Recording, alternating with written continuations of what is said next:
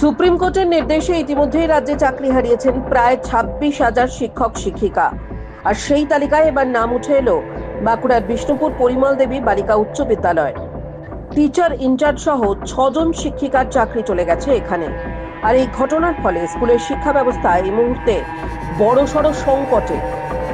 একই সঙ্গে 6 জন শিক্ষিকার চাকরি চলে যাওয়ায় স্কুলের পরিচালন সমিতির ব্যবস্থা কার্যত ভেঙে পড়েছে। স্কুলের পরিচালন সমিতির সভাপতি জানালেন, আপাতত তো একটা সমস্যা তৈরি হলোই, কারণ আমাদের স্কুলে এমনি টিচারের সংখ্যা এখন যেটা আছে, কিছু রিটায়ারমেন্টের জন্য বা মারা যাওয়ার জন্য বা ট্রান্সফারের জন্য সংখ্যাটা কম আছে।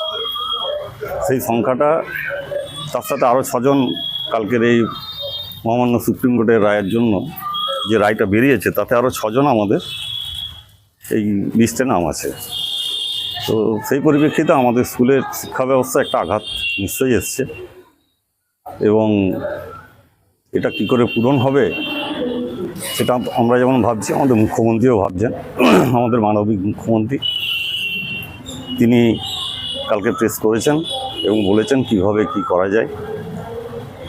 আশা করছি এই মাস 2-3-এর মধ্যেই শুধু আমাদের স্কুল নয়, সারা পশ্চিমবাংলার সব স্কুলগুলোতেই একটা যে অবস্থা তৈরি হয়েছে বর্তমানে, সেটা মিটে যায়।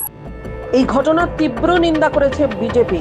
দলের বিষ্ণুপুর সাংগঠনিক জেলা সভাপতি বলেন, দেখুন, এই যে 25,752 জন চাকরি গিয়েছে, তার মধ্যে বিষ্ণুপুরে পরিমল দেবী গার্লস হাই স্কুল, ওখানে 6 জন শিক্ষিকার চাকরি গেছে। তার মধ্যে যিনি প্রধান শিক্ষিকা, তারও চাকরি এতে জড়িত আছে। তাহলে ওই স্কুলের যারা পড়াশোনা করছে ছাত্র ছাত্রী, তাদের ভবিষ্যৎ অন্ধকার দিকে মমতা ব্যানার্জি ঠেলে দিয়েছেন। ভারতীয় জনতা পার্টি আজকে এই জন্য রাস্তায় নেমেছে। ওই সমস্ত ছাত্র ছাত্রী আজকের দিনে কোথায় যাবে, আর ওর দায়ভার মমতাকে নিতে হবে। কেন এই ধরনের ঘটনা ঘটলো, কেন শিক্ষা ক্ষেত্রে চুরি হলো, মমতা ব্যানার্জি এবং তার সরকার, তার মন্ত্রী পুরোপুরিভাবে দায়ী।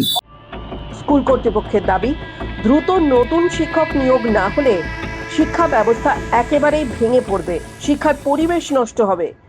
এখন দেখার সরকার কিভাবে এই সংকটের মোকাবিলা করে। টাইমস নাও খবর।